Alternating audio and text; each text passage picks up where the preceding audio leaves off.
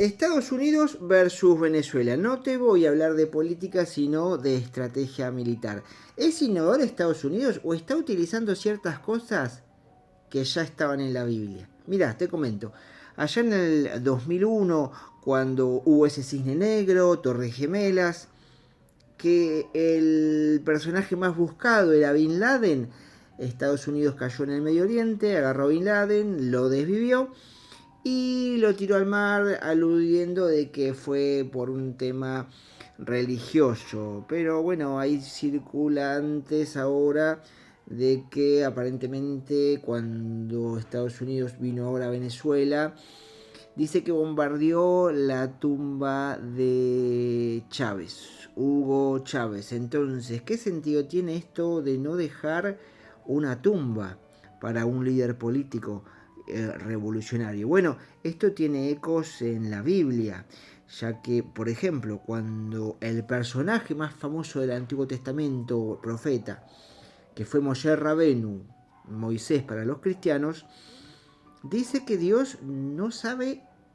o mejor dicho, no es que no sabe el ser humano dónde estaba enterrado Moisés, porque dice la Biblia que Dios lo enterró en un lugar oculto.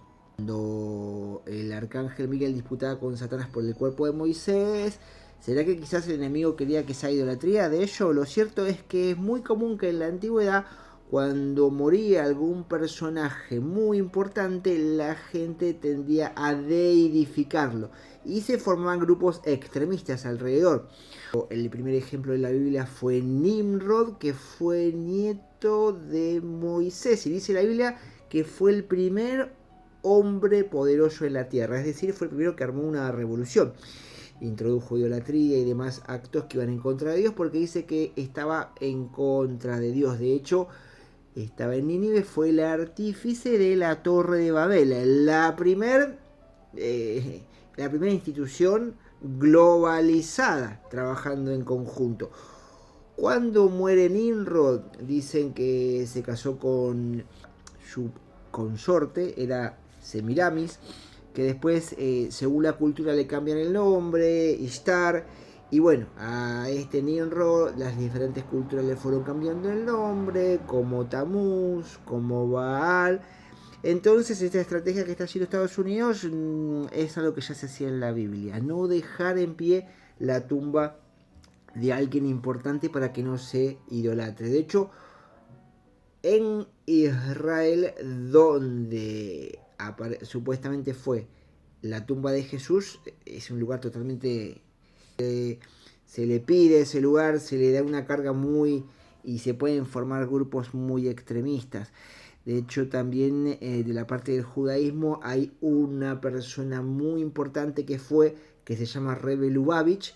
Él tiene su lugar allá en Jerusalén, tiene una tumba donde todos van a rezarle, a pedirle que interceda por Dios y pedirle cosas que se tienden a deidificar y radicalizar, ni hablar de donde estaba el segundo templo que se destruyó, que ahora es el Domo de la Roca, que ahí según los del Islam dice que es donde ascendió Mahoma. Bueno, es un lugar que si tocan ese lugar se arma la Tercera Guerra Mundial. Entonces, como conclusión, lo que hizo Estados Unidos es una estrategia que ya se hacía en la Biblia, de no dejar rastros de una tumba física de un líder muy poderoso, porque se tiende a deidificar y se pueden generar grupos extremistas. Me viene a la mente, por ejemplo, cuando fue la época de Pablo Escobar, cuando él operaba en Colombia, que tenía rendida todo Colombia a sus pies, cuando cayó, el lugar donde él vivió, su búnker, lo destruyeron completamente.